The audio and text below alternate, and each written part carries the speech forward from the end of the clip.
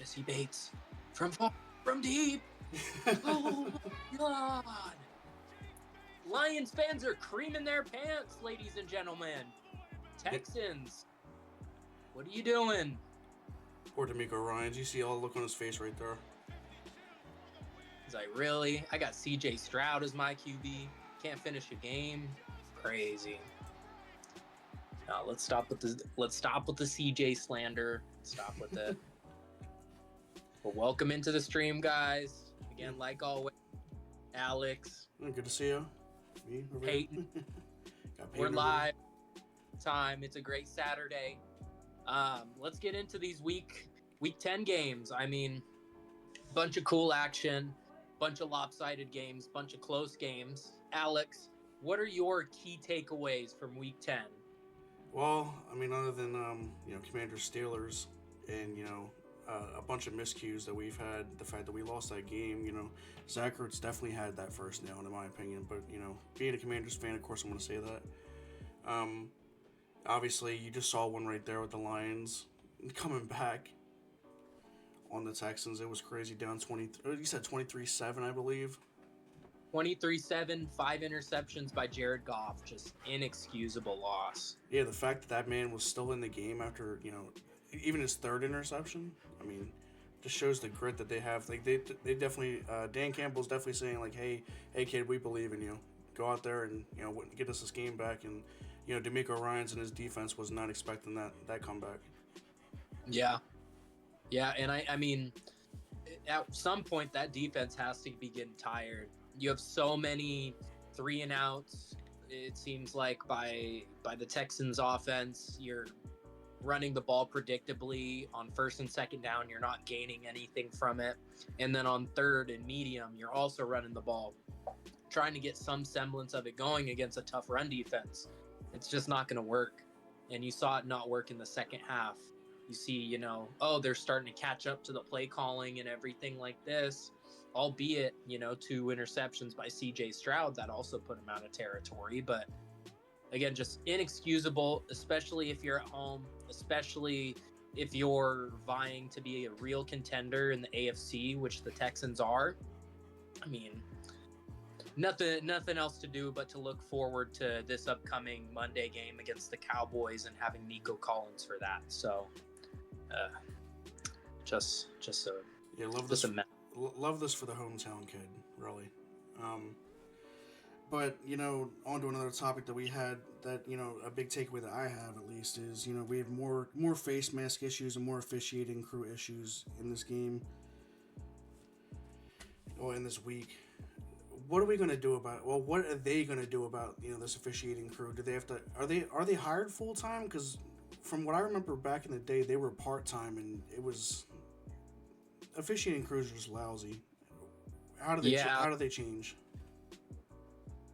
So as far as the officiating goes, unfortunately, there's not much to do in terms of real-time NFL decision making outside of slowing down the game more, which the fans don't want. So you're kind of in a predicament here. You either A, slow the game down more and try to get it right all the time, in which you're not, or B, you leave it how it is, leave the pace how it is, and just deal with the complaining. I think that NFL fans are spoiled over such an enjoyable topic, sport, whatever you want to call it, of football, that, it's more glaring than it needs to be. And I feel like really changing it wouldn't do all that much. I think NFL fans would find another way to complain and try to get their way in a way that's not feasible. You can't do robotic refs because it takes the personality out of the game a little bit. And a lot of the times you're not going to catch calls that way either. So I'm not quite sure. Do you have any ideas in mind, Alex, of how this can be changed? How refereeing can be open and honest again? No, honestly. I mean, they're already doing like instant replay, and they already have people from New York viewing these games. So what more can you effectively do? I mean, the coaches already have the right to challenge certain plays or whatever. I mean, I feel like all plays should be up for challenge. I mean, I wouldn't say all plays, but like the big ones, holdings, face masks, obviously personal fouls. I think they are, aren't they? Personal fouls are challengeable. I don't believe all penalties are reviewable, but I do think that one is, yes. And I know like pass interference is, but as far as I'm concerned, I mean, I really don't think there's any more way that they can do anything without, like you said, taking the fun away from the game and being all robotic, because if they call every single play, everybody's going to complain, oh, the refs are calling way too much, the refs are doing this, the refs are doing that.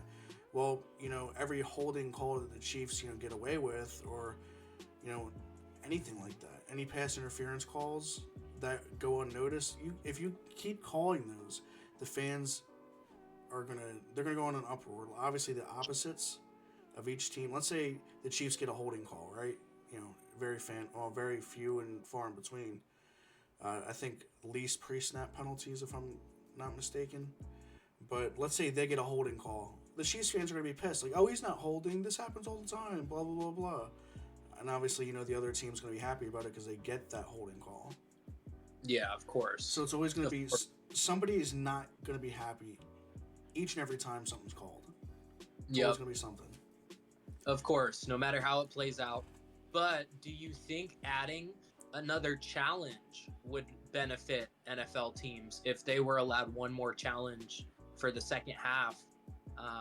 Just to, if anything's, down to the wire, would that maybe help? I think challenging inside of 2 minutes should be allowed, to be honest. Yeah, I agree. Because if they're not going to do the plays reliably. Yeah, at least have you'll have more eyes on it instead of just that set of officiating crew. Yeah, you have people in New York, but at the same time they've missed big things down at the end of games before, and you can't challenge those. Yeah. I mean, we don't have to go back 10 years to say about Dez catching the ball or not, but do the NFL referees even know their own rule book the way they should? What's the process of a catch? What is pass interference? These are questions that you really have to ask of these, employees. Yeah, it's hard to get them right every single time, and it's not gonna ever be 100% reliable. But there could be strides to make it better, and I definitely agree there. Yeah. Speaking of a game that I believe to be refed pretty fairly and everything like that, albeit the team that it is the Chiefs-Broncos game. Yeah. Really clean game, game that the Broncos should have won had the Chiefs not made an amazing stand defensively at the end of the game to block that kick. I just think that was one of the Chiefs' ones to lose, and they have a tough one this Sunday as well. They're traveling to Buffalo, I believe, so just another tough test for them. But yeah, what a way to squeak out a divisional victory and everything for a stellar defense that earns it. Yeah, as much hasn't been sharp. It seems like it's definitely going to be their game of the week. Yeah. In my opinion, 425 slot, what is it on, CBS or Fox? Which one is it on this week? I'm not quite sure. Probably a CBS game. Probably won't. I don't know.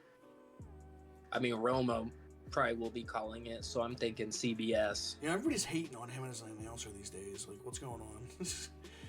He's just too Mahomey. He's just too. Look at Patrick Mahomes. Might as well put him on Chris Collinsworth then. You seen those memes online? He's gonna throw those balls down my throat. Yeah. Romo and Collinsworth are number 1 and 2 of Mahomes' butt buddies, and I mean, amazing talent, amazing talent Mahomes is. But you think Tony Romo's trying to project or foreshadow himself through Patrick Mahomes because he never got to win the big games? I don't think it's that necessarily. I do think at times he tries to assert his knowledge, a little overbearing, I guess. But I mean, that's part of being a previous player. That's part of being an analyst in general. It's really all you can do. Yeah, exactly. So I think, and sometimes, the glazing, as it's called nowadays, it goes unnoticed by him in the moment because he's just appreciating greatness to a different degree. So Yeah, I think he'll be calling the game this week most likely, and it will be in for a good one. We're in it for a great weekend of football. That's for damn sure. Yeah, I want to talk about this Minnesota and Jacksonville because how do you play so poorly? I don't want to say like crap, but like poorly with Sam Darnold. Was it 3 interceptions, I believe, and you still win the game? Doug Peterson should be fired. No way. Only 7 points scored. I mean, yeah, Mac Jones, but come on, man. Yeah, even despite Mac Jones, I mean, you get 3 interceptions, and I believe at least 2 of them were in the end zone, and you can't capitalize off that. At least 3 points. Yeah. Yeah, it's just 7 points off the. I mean, I don't even know if they got points off the turnovers per se. You think Doug Peterson had Minnesota money line this week or what? I think it's hard to prepare for a Brian Flores scheme, and that's exactly what he got this Sunday. So he got bullied on offense, and as far as defense goes, I mean, they kept him in the game. That was their only saving grace, and for a lackluster defense, I mean, that's huge. You think Flores gets another opportunity as head coach? That's a very hard one, just because his Miami stint left a sour taste in a lot of people's mouths. You see how him and Tua's relationship was kind of severed. As soon as Tua got through his, I believe it was his second year, if I'm not mistaken, that whole relationship, it was just belittling from Brian Flores. And I get you don't necessarily have to like that quarterback that plays for your team, but when you're a leader of men and you're not respecting the people around you and you're demeaning them in a way that affects their performance, I think personally, if I was a general manager, he might be just built out for the coordinator thing. You mind if we go ahead and hit that international game real quick? It'll tie into our next segment. Maybe go a little bit off script, but it'll still stay on. The Giants 20-17 fumbling in Germany. And Daniel Jones being the reason why the game is lost. I mean, yeah, you could say Tracy fumbling at the end of the game in overtime was the sealer, but Jones's play definitely had a lot to do with the reason why they lost that game, like you were saying before. So, want to recap a little bit on that and get into our bozo of the week over here? Yeah, bozo of the week, Daniel Jones. Just want to bring up a little bit of what he did Sunday, and that was a bunch of nothing. You're driving the football, solid couple plays, and then you just take a sack that demeans your whole team. Again, the energy's lost. Feels like your offense fell flat, which it has because you're leading it, Daniel Jones. However, it's a constant.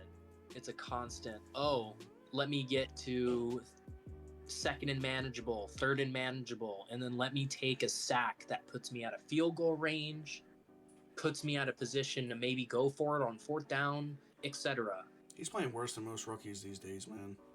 Let's get to this clip. I mean, I know this is from last year, but it's still a good one. I mean, you got Peyton and Eli speechless about Daniel Jones. Let's go ahead and play that. There you go. Give me something. Oh no. It's a play. I was picked off by Devon Witherspoon. Peyton hands on the head, dude. Eli's like, I really played for this franchise. Look at his face. Eli's face right there. Look at his face. He is baffled as I am, that Daniel Jones has gotten more than 5. Look at these Giants fans. I think Daniel thought he was going to stay on the inside guy, and the guy kind of This is another primetime loss when Daniel Jones has only won one primetime game ever and is lost in the double digits.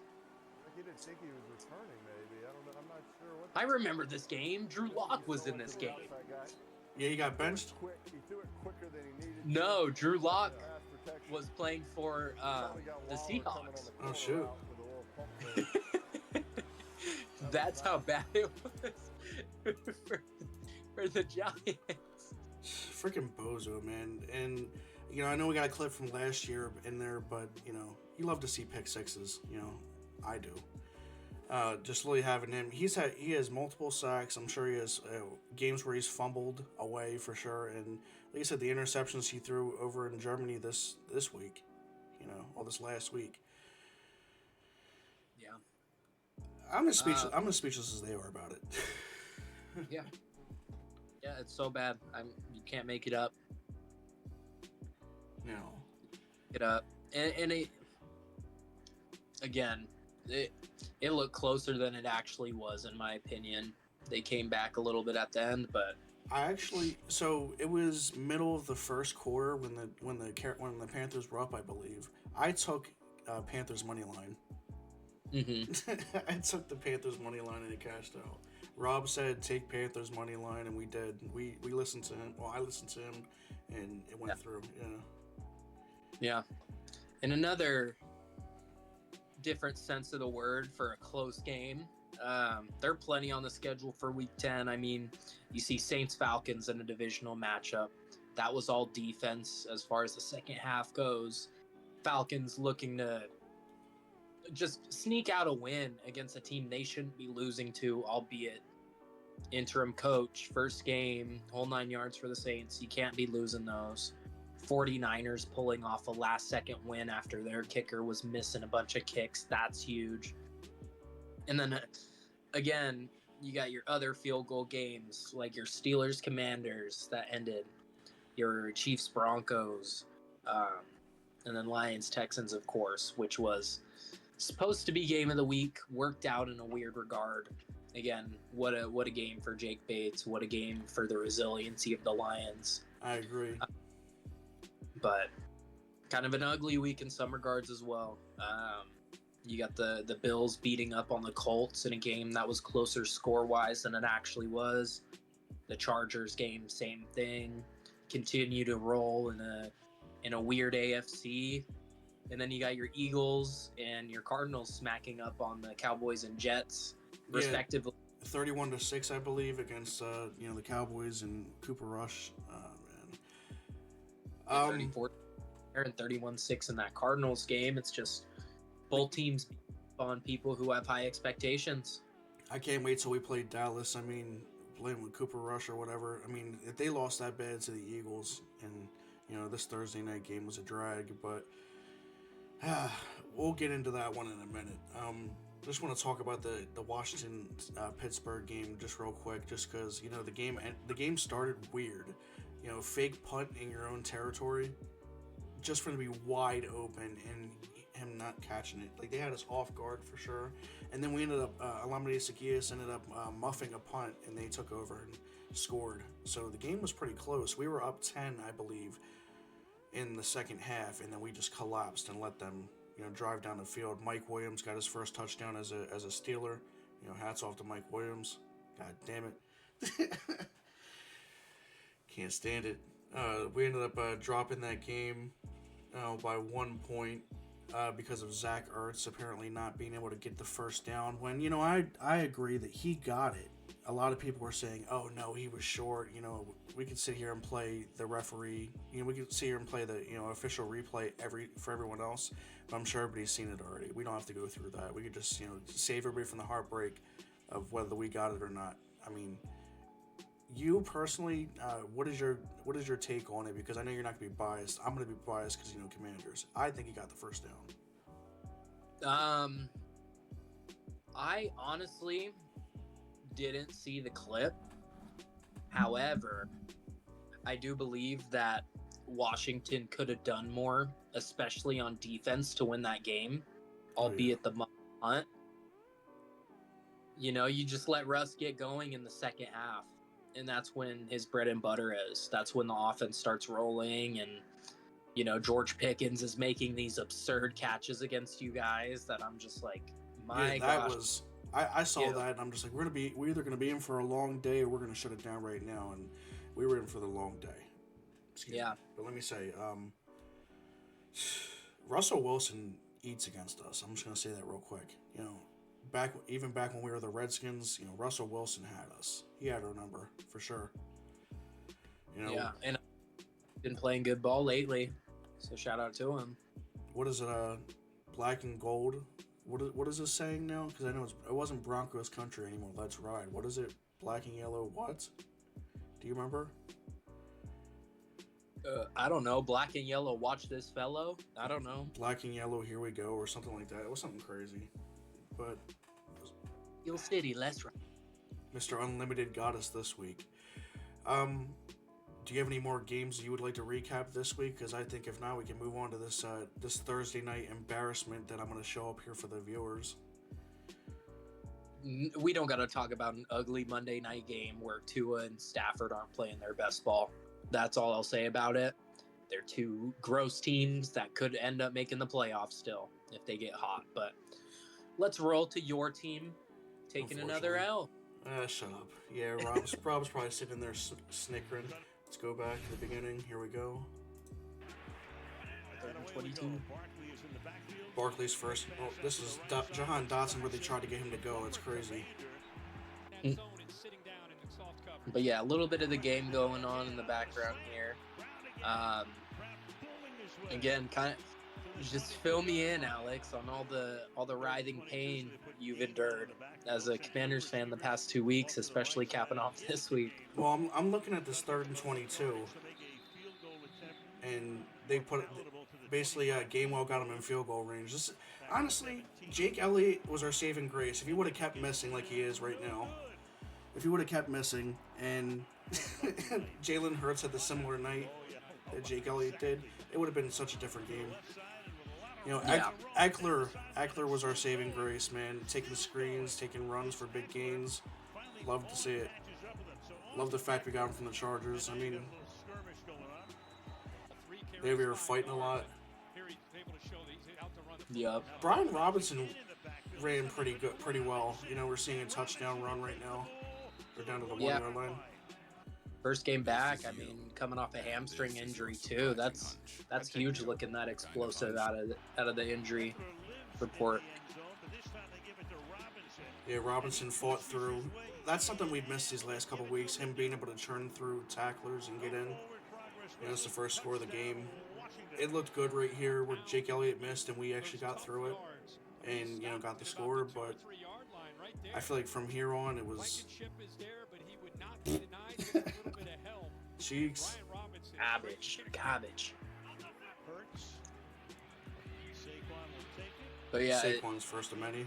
you think this game kind of, I don't know, slows your belief down a little bit that Commanders are Super Bowl contenders rather than just playoff contenders? Or how does your feeling towards both of these teams switch after this game?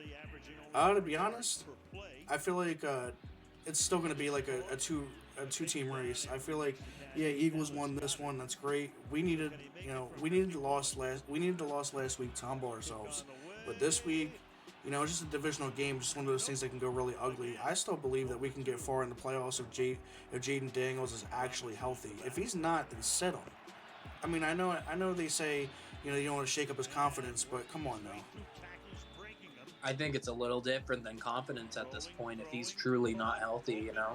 Yeah, don't force it. Like, you're going to try to play hero ball, but you're sitting here throwing at people's feet all day instead of actually, you know, making the throws that you can make. Yeah. Yeah, and just looking at the film here, bunch of checkdowns. Yeah, that's really all it was, it seemed like. They bracketed playing two high safeties. Vic Fangio's perfect at this. He knows how to create a short field with a team and just force everything to the inside, and that's exactly what he did on Thursday. Yeah, I don't know why that play played twice, the Eagles. I guess they didn't mix up with the video, but yeah, like you said, checkdowns, and usually when it was further down the field, he literally threw it at his lower body. Literally taking a nut shot right there for Eckler. Yeah, I mean, that hauled in a little bit behind him, albeit, but I mean, that one should be hauled in. Again, it's just a weird game in general for him. Couldn't stop Saquon as well. That never helps. But you know, we were doing fine until the second half. We were doing fine. Yeah. And St. Juice wasn't getting as toasted as everybody thought he would be. He wasn't yet. Like, how do you stop that? How do you stop a spin move like that with Barkley? Come on now. He's too damn good. Yeah, we're looking at a 2nd and 6 in the first half where Devontae Smith split the defense. Yeah. Probably one of the main good throws he's had. But yeah. We had a lot of pressure on Hurts, though, with the 4-man rush. He just kept getting out of it. The thing is if you want to scout against Jalen Hurts, just think of a stockier Jaden Daniels. Play the contain. No, they do play a similar game. They like to take shots down the sideline. But Jaden is more adept to, throwing in the middle of the field, 9 yards. So I think that's a plus for him. And again, this game would have been a lot of different had the kicks went in. Again, but there's ifs on both sides. So yeah, but say if Jaden Daniels is playing better, if the kicks went in, if we actually got Terry McLaurin going in the first half, then the game would have been hella different for sure. Yeah, but kind of moving forward here, as far as our other games go on the slate, just got news that Kadarius Toney will be making his debut for the Cleveland Browns in a toilet bowl fest. How do we feel about that? I feel like he's gonna drop another. He's gonna keep dropping them. I feel like he doesn't help. Kadarius Toney, I feel like he does not help. I think he drops a goose egg too. I think it's not going to be good. Okay. And then as far as our games of the week go, do you have any particular game you've been looking at this week going, besides the Chiefs Bills, of course, going, oh my gosh, I have to catch that? Oh, he was looking them up. Yeah, looking them up. A lot of these are divisional games. I really don't like the divisional games too much, but I mean, Really? Opinion. You pick Chargers, Bills, Chargers, Bengals, Chiefs, Bills, and Ravens, Steelers. You said Ravens. Yeah. I think Ravens, Steelers is going to be a good game. It's going to be a weird game, but it's going to be a good game. You think? You think Russell Wilson still continues to get to it against the depleted Ravens defense? I think that under 48.5 for that game is free because Pittsburgh always plays Baltimore tough, and they've played Lamar Jackson better than any other team has his entire career. Despite a bad secondary on the Ravens side, the Ravens always play the Steelers tough on defense at least. And I just see it being a game where Pittsburgh maybe squeaks out like a 13-10 or a 17-13 victory. Yeah, it's gonna be an ugly game. It's gonna be a low scoring game in my opinion. But I don't know if Russell Wilson does take advantage. I feel like being an interdivision game, it's always gonna be tougher. Like you said, it's gonna be like a 17-13 game. I can see that. Anything under 20 points, really. Under 20 points for both teams. Yeah, I could see that. Another game that I like a lot this week is Atlanta at Denver. I think this is an identity game for both of the teams. If Atlanta loses, it really doesn't look good for their case. I mean, you're sitting at 6-4 right now, coming off a tough loss against New Orleans. Dropping another one to Denver isn't going to help weed out if you're ready to, contend soon or not. I mean, I don't think this year. I think they're a solid playoff team and could upset a team, but I think they win one game and they're done, or they're done from the get-go. You're talking about Atlanta, right? Yeah. And I think you look at Broncos, it's just another identity teller. You see Bo Nix, you're going to see the trajectory of the team change. Whoever loses and then whoever wins, it's okay, we can take this team a little more serious. Right. How do you feel? I like what you said about Kirk Cousins and the Falcons. Maybe a 1-win playoff. I don't see them going any further, if that. Yeah. Bo Nix and the Broncos. I mean, obviously, Chiefs are winning the division for sure. Do you think Bo Nix and the Broncos squeezing his wild cards? Do you see that? I don't know. Personally, I'm going to say no. As far as the playoff standings go right now, they're sitting as the 7 seed at 5-5.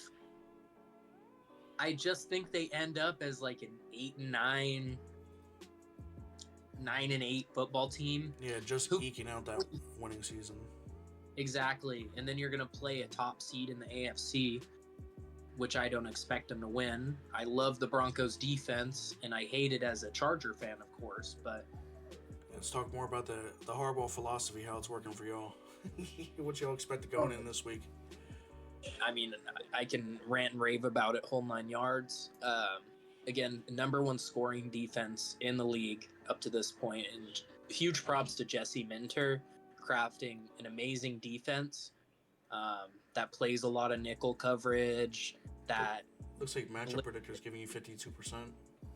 Yeah, I mean, it's going to be a close game. We're facing a top 5 offense this year in my eyes, and Joe Burrow's been doing an amazing job despite the team success in totality. I think he's done a great job navigating the tough games that he has had, and I mean, dropping that opener against the Patriots in a fluky game is never going to be fun as a football team, but outside of that, I think Joe Burrow's looked great. So it's going to be a challenge for sure. I do think Chargers win the game just looking at this fact, right? Yeah. The Chargers have an average offense, but top 5 defense at least. Bengals have a top 5 offense, but their defense is hugely lackluster. There's no juice in the pass rush room. There's no great corners. It's a shell of what it used to be in Joe Burrow's Super Bowl run. And I think the Chargers take advantage. Now, Khalil Mack is questionable with his injury. Do you think he comes back? I mean, they say his estimated return date is the 17th, so for tomorrow's game. But do you think he plays to his capacity at 100% and does something for y'all and helps? I mean, in the action he had last Sunday, I think he produced great. I saw a lot of good things from him on tape. However, groins are tricky, and he injured his other groin as well. So he's going with 2 injured groins. As far as what he said in press conferences and to the team in general is I'll be out there, But as an older player, as someone with 2 bad groins and old age in him, I think it would be smarter to hold him out a game, but okay. And he plays through injury. I mean, other than that, it seems like your guys' injury reports are just IR and then 1 questionable. There's not really anybody who's out. There's not anybody who's really it's just Khalil Mack. I mean, on the other side of the ball, they have Joe Pesci, he's out. You got Orlando Brown Jr., he's questionable, but they say he's going to return this week. Trey Hendrickson, questionable, returning this week. DJ Hill should. Yeah, DJ Hill, and then Charlie Jones, December 1st will be out until December 1st. In ESPN, their injury reports aren't that accurate in my mind. That's what I'm looking at. Yeah, that's what I'm looking at. Yeah, but Asante Samuel's out. He's on IR for us. He's not listed there, but he's one of our corners. We are playing, great ball with a lot of people who wouldn't start on most teams. And from going from a bottom 6-ish unit last year to a top unit this year, it's looked amazing. Jim Harbaugh believes in Herbert more than ever. Herbert's making better throws than he ever has. I'm excited to see the continued direction of this team, and I believe we're ahead of schedule. Yeah, we've been doing really good as far as time constraints go on this. So, you want to hit the NBA real quick? I mean, I'm really gonna be sitting here like this, not know what you're talking about, but you can still spit. You can still spit for the viewers and teach me a thing or two. What's going on in the NBA? But what do we got this week? Okay, so a lot of NBA Cup action has been happening, which, if you didn't know, it's an in-season tournament that started recently, where a bunch of teams get filtered into brackets to where as they play in some stints of the regular season, and then you can win the in-season tournament cup, which is a bunch of cash prizes, incentivized whole ordeal for these players. I believe some of their top players are making like 250K extra ahead just for winning. You make like 50K ahead just for getting in. So a lot of these people who have like G League players that come up and play for a little bit, and get sent back down, those are players who are benefiting from this as well. So it does incentivize people to play harder in the middle of the season, which was a harder byproduct to get behind in the past when teams, they either, how do I say this? They kind of throw their season in a way. They'll start sitting their players mid-season, resting them, whole 9 yards, just to tank to get better draft capital. But I think this has done a great job of negating that. And I mean, there is the lottery as well. So no matter how much you tank, you might not get the number one pick. But yeah, a lot of in-season cup action lately. And you see teams like the Celtics, still remaining elite. The Cavs have been undefeated up until this point, which is actually crazy, going 14-0 at this point, and they're dropping the most points per game. Other teams like the Lakers are on a great ride of their own. I believe they're 4-0 in their last 4 games, if I'm not mistaken. They're playing Pelicans. The Pelicans are injured beyond belief. So you think Lakers get that W? By far. I think the Lakers cruise to a victory. You got Zion Williamson, he's out. CJ McCollum's out. I don't know if Herb Jones is out, but Jose Alvarado's out. They have plenty of their best players of their 8-9 man rotation are out. Trey Murphy's out as well. So just terrible for the Pelicans luck-wise, and I don't think they'll do anything this season just because of how tempered your expectations have to be with an injured team. But yeah, I think Lakers cruise to that. I think Celtics cruise to a win over the Raptors, who are probably the team that is tanking the most at this point because they have no talent on their team. The Bucks are actually losing against the Hornets right now, looking at it. And I mean, the Bucks, they have championship aspirations with someone like Giannis in their lineup.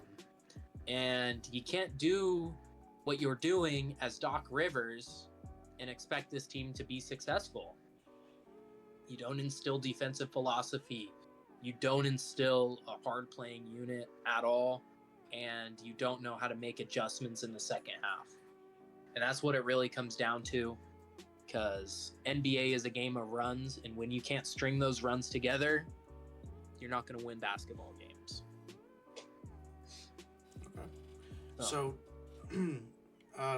Thursday Night Football brought up one thing that I wanted to ask you about and get a little deep dive into it. It's another Josh Harris-owned team with the 76ers.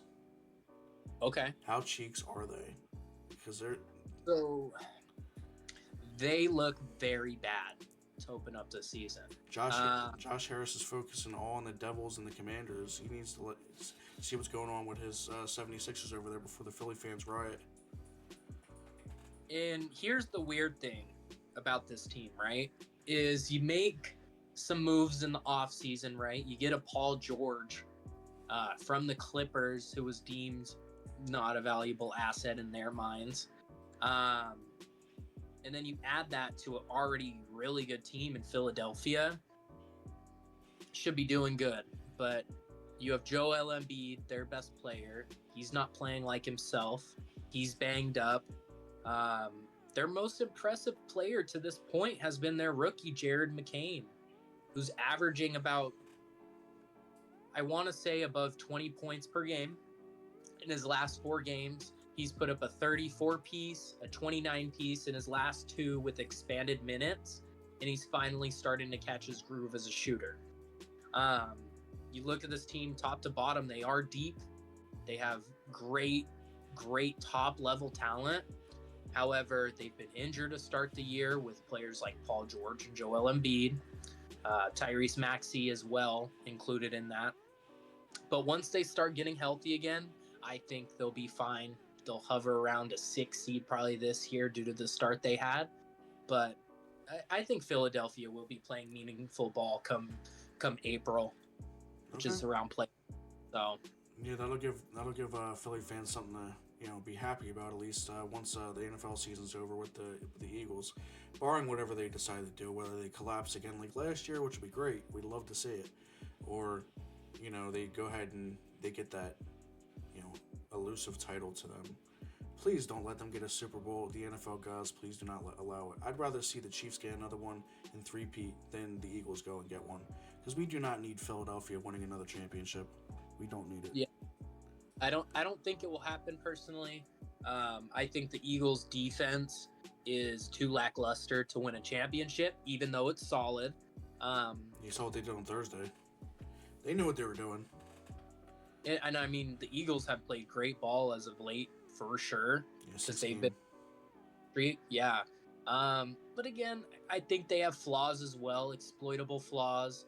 You start to take Jalen Hurts away from the outskirts of the field, trying to throw to the numbers instead of throwing in the middle of the field. I think forcing him into the middle of the field and putting a QB spy on him would work perfectly. You just got to be the one to execute it. And I think a lot of teams in the NFC playoffs will match up well against the Eagles, and they'll be able to take them down. Okay. Peyton looked, the Bucs just took the lead. 7 seconds left in the fourth. Yeah, that's huge for them. I mean, Hornets probably have the ball right now, but yeah, unlikely. You never know what's going to happen. I think the final game on today's slate was the Mavericks Spurs, it says up there at the bottom, past the Raptors Celtics. Two couple games. So battle in Texas. You got the Mavericks, who were disappointing up until this point, and then you got the Spurs, whose coach suffered a stroke, unfortunately. Hope he's doing well. He's a legend of the game. We briefed on it a little last podcast, Greg Popovich. Hope he's healing. Yeah. You think he retires, or you think he stays into the game?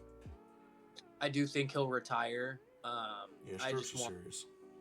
Yeah, and he's up there in age too, and it makes sense for him to have doesn't make sense for anyone ever to have a stroke per se, but all things considered, it's not unlikely for him to have another one at this point.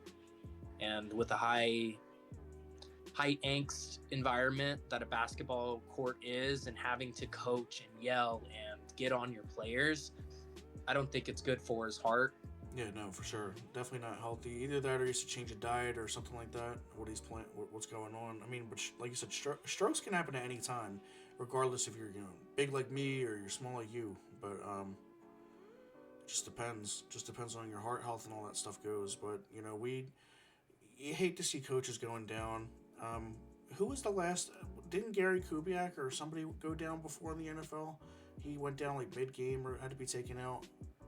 Wade Phillips, something like that. I know there have been some instances, though. I know Jim Harbaugh, he suffered an atrial flutter at the beginning of this year against the Broncos, and he had to exit that game because it's the second time he's had a heart irregularity during a game. But he's still coaching. He's still fine. And he was cleared by doctors. So hopefully everything looks good eventually with Greg, comes back, coaches his Spurs team, Hornets took the lead. Yeah. Wait, too, no time came off the clock. I wonder what happened. Yeah, same. See if we can click in there and see what's up. Oh, free throws. Yeah, they fouled right away for some reason. Get the play-by-play up here so we can see the end of the game. Yeah, foul, 2 point. Yeah, as far as the rest of the NBA, we don't have much to harp on. Now, let me ask you something before we head back to our next segment here. Do you have any NBA parlays or any NBA, explain to me how that one works. I know you have touchdown scores in the NFL, but NBA is the amount of points they score, first basket, things like that. Who's on your mind as far as players to take if you have any? If you haven't thought about it, no big deal. But if you have, let us know what you got, man. let me see. There's a lot of lopsided games today, and I don't look as close to lopsided games just because a lot of the lines are changed based on game script and everything. A team that I would look at today is the Spurs plus 12.5. They're going on the road to Dallas. It's not a far stop from San Antonio. However, the Mavericks just haven't been playing good ball up until this point. You're 5-7 with 2 elite guards and a great complementary shooter in Klay Thompson, and you're not playing the defense you're accustomed to of last year. It looks like a different team than the one that made the championship a year ago. And I mean, the Mavericks, they have spotty coaching in my eyes. Jason Kidd has always been inconsistent as far as the units he leads. So I'm looking at the Spurs to cover that 12.5. Quite a massive line there. And then another game that I really like is Sacramento minus the 6.5. I think the pacing that Sacramento plays with is going to kill the Jazz. The Jazz are one of the worst teams in the NBA by a good margin. And I just think there's not enough guard creation on that team to keep up with the guard creation that the Kings have. De'Aaron Fox, DeMar DeRozan, if he suits up again for tonight, we'll see about that one. And then you got Domantas Sabonis. I mean, the last 3 matchups with the Jazz, the Kings have taken the W. So I mean, that's 6.5 as well. Yeah. So you're just gonna go Kings again? Yeah, I'll go Kings again, and Kings are at home, so that place is gonna be buzzing tonight. Oh yeah, that's good. So that's what you got as far as NBA goes. You're taking the Kings and you're taking the Spurs. Yeah, before we hop into our betting segment for the NFL, that's all I got. All right, for sure. Let me get on. That's good. And I think the Hornets went ahead and wrapped that up, didn't they? I think it was like 14-13 or something. Or 114-113. The Hornets won. Yeah? How about that? Yeah. Because Giannis missed that last shot there. I know he's pissed. I know he's going to be pissed. The Bucks are going to spiral out of control. That's what I see. Alrighty. Any line movement that I've seen that's drastic. No line movement that's drastic at all. Just instead of a pick 'em now, they have the Browns favored over the Saints. Really? By just 1 point on the road though. So that's huge. Technically, if you think about it, I mean, the Browns been playing like straight, Browns. Straight Deshaun Watsoners. Hey, but it's a Jameis revenge game. Do you have any thoughts about Jameis getting revenge on New Orleans? Do you think it's really revenge, though? It's not like he was the starter and making massive impact. He was the starter for a bit, though. Yeah, for a little. But I'm saying, it's not like they cast him aside like they did the Drew Brees in L.A. Yeah, I think whenever you get a shot back at your former team, though, it is a little bit of a special game, no matter who it really is. Yeah, so I guess Jahan Dotson went, he was the last man laughing on that one on Thursday night. But, yeah, those revenge games are something else. So no other lines have changed. I mean, my pick was still the Chargers minus 1.5. But I mean, if the Commanders were actually playing on Sunday instead of this Thursday night game, like if it was actually Commanders versus Dallas this week instead of next week, we'll harp on that one next week. But I would obviously take my team for money line because Cowboys are straight doo-doo water. We'll see how they play this week. Week. Yeah, I can see the Seahawks trying to squeak out one against the Niners. They had an ugly loss last time at home. This is a team that needs a win. And the Niners haven't really impressed me all that much to say they're a 6.5 favorite. I don't think no. You see 49ers are at home, right? They are at home. I give them a 4-point favorite, not a 6 point. Maybe a 4 point. Yeah, I mean they are taking into account if it was neutral site, it would be -3.5. Yeah. However, these divisional matchups, if they're a competitive team, tend to go 1-1, and it's kind of a system play, but I wouldn't be opposed to playing the Seahawks +6.5 in a game they desperately need. With DK back too. You trust Geno Smith? It's about trusting his offensive line, and I think they can buy him enough time this week to be fine.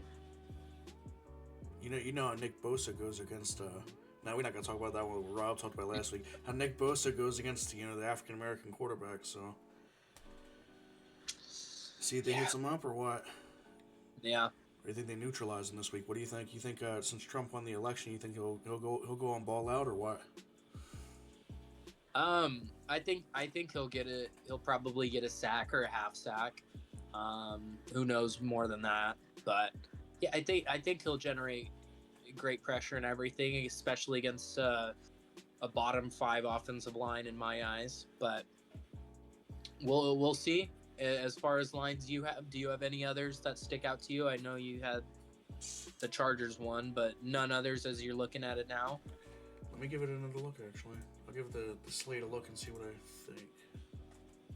Because I know you were looking at your little Falcons, your little Falcon buddies. Yeah, you told me not to.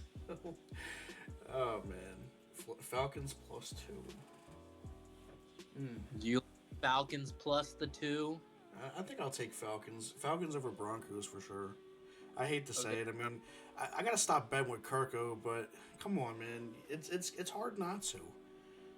You think the Broncos defense shuts down that offense with Drake London and Bijan and Tyler Algier? What do you think? You think they actually get shut down, or you think they go off? I think they go off. I want to say Kirk Cousins throws for maybe like 2 touchdowns, maybe 225, 230 yards. Bo Nix tries to keep up but throws a pick to seal the game. I don't know. I think it mimics the score of last Broncos game against the Chiefs. I think it's 16. Real close. I think it's 16-13, and You want to say Broncos come back? Yeah, they are coming off that heartbreaking loss. I mean, that's 2 losses in a row. I think the third time's a charm at home. You get back to your roots, play some defensive ball, and you try to eke out a win. You think Young Wei Koo actually comes back and actually starts kicking field goals the right way? Or do you think Arthur Smith's going to have to go give him another hug? Nah. Or Arthur Blank, whoever the hell his owner is. Yep. Arthur Smith. I don't know why I'm thinking about him for. He's not even there no more. Anyways. Yeah. He was at one point, but he's not there anymore. I think, isn't he with the Steelers, right? He is. He's the OC. Another one I guess I'd look at is, I really don't want to go Bengals Ravens because obviously that's basic. Everyone's gonna be picking that one. Like, come on now. Vikings Titans +6. I think that's decent. I mean, I would say, I think Vikings. No, I think Vikings beat the hell out of them. I think +6 is too generous for the Titans. Oh. Yeah. So I'm gonna say like Vikings maybe 28-3. I hate the Titans. I hate the Titans. Sorry, Titans fans out there. Jesus. I get the Titans are bad, but Jesus. Saints Browns. Who do you think wins? Saints are at home, huh? I think the Browns win. I think the hype dies off a little bit of that interim coach fire that you get for their first game. Yeah. I think back down to reality a little bit, and I think books are screaming to take the Saints. Yeah. Bears Packers. Packers are mopping the floor with them or what? I mean, I don't know how. Yeah, look at our channels up on the right hand side. Go follow both of those. The other one's a Fortnite stream, game stream with family and friends, and Jersey Desert Boys. That's us. Give us a follow. Give us a shout out. Do whatever. Do whatever you feel you think you need to do, but come back and tune in and watch us. Steelers and Zesty Williams. Rob would be like, here goes him again with Caleb Williams. Think he paints his nails on the sideline for this one and gets benched, maybe? I don't think he'll get benched. I think it's the first week with the new offensive coordinator, and you got to get this man his reps. I think how meaningful the ball will be that he plays, I don't know. And he has a lot of room for improvement. But yeah, I would probably take the Packers minus the 6. And then Jaguars Lions minus 13 for Lions. They're really predicting the Lions beatdown. I took the Lions beatdown. Digit favorites. I'll take them again. Yo, give me that 5-cent parlay. You still gonna chef that up for me or what? It's past Friday night. Let's go. I got 5 cents on all these teams to win. Let's go. Maybe get like $1 million or a couple thousand. I don't know. I guess the last one I guess I would look at would be Colts Jets. I mean that's kind of like an under the radar type of game. Anthony Richardson being back in the lineup. Aaron Rodgers playing I feel like he's washed, man. I don't care even if he had a good game with 3 touchdowns. He's washed. Yeah, no. Dude's more washed than little kids' underwear. Man, come on. I can't even. What's it called? I wouldn't be able to bet that game if my life depended on it. That's a gross game. Well, being risky, I would take Colts favored. I'd take Colts money line. Yeah, I mean, I would probably Colts as well. Colts money line is kind of crazy. I would definitely take them plus the 4. If I had to. You still think they lose though? Huh? You still think they lose, the Colts? I mean, Jets are at home, and home doesn't mean anything to a New York squad. You see the Giants playing like garbage at home. The Jets, are they even much better? Question. Are they even much better? So, is home really home for a New York team, especially when they play in New Jersey and not New York? I think home is still home, but I don't think, I just don't think the Jets are anything special. Don't think they do anything special. I'll leave it at that. Okay. And they picked Commanders. They picked Eagles 3.5, which is, it's surprising because I think they had them by 7 in the early openers. It was Eagles minus 7. No shot. Yeah, it was Eagles minus 7, and I think it started dying down. It was minus 5 Eagles, and it was minus 4, and then the ending pick was minus 3.5. So, I mean, that's technically that's the home. There's no way they opened at minus 7. Bro. I swore they did. I swore it was minus 7. I swore it was something crazy. I mean, check my math. I think the most I saw was 4.5. I swore it was 7, but I mean, I could be wrong. Like I said, I could be wrong. I'm not the parlay guy, but I swore I saw 7. Okay. Either way, minus 3.5. The game was 28, I believe, to 16. It was close. It was 8 points off. Zach Ertz toe tapping in the back of the end zone for the 2 points and just a missed onside kick. Either way, we weren't winning that game. That was just for giggles, I guess. I mean, yeah. I didn't think they really thought that they were gonna pull that out either. But I mean, we've seen crazier things with Hail Marys this year, and we don't need to keep harping on that on this sports podcast. That game's over. That offensive coordinator's fired from that team, so. You think? He out you. Huh? He out you. Yeah.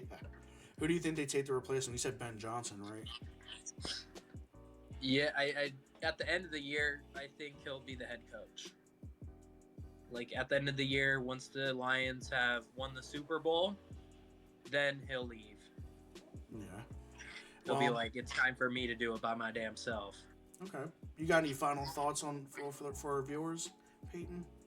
Nope, just enjoy a great weekend of football, basketball, whatever you're watching, cricket, underwater tennis, whole 9 yards. Yeah, I agree. And tune in. Yeah, underwater tennis, underwater pipe welding, and bowling. Let's go. You guys have a good one. All right, you enjoy the rest of your weeks, and go ahead and subscribe, like to our channel, anything like that on YouTube, Instagram, TikTok. We post shorts there, funny ones. Go enjoy them. You guys have a good one. Drop a follow. Yeah, drop a follow, like, and get engaged. All right.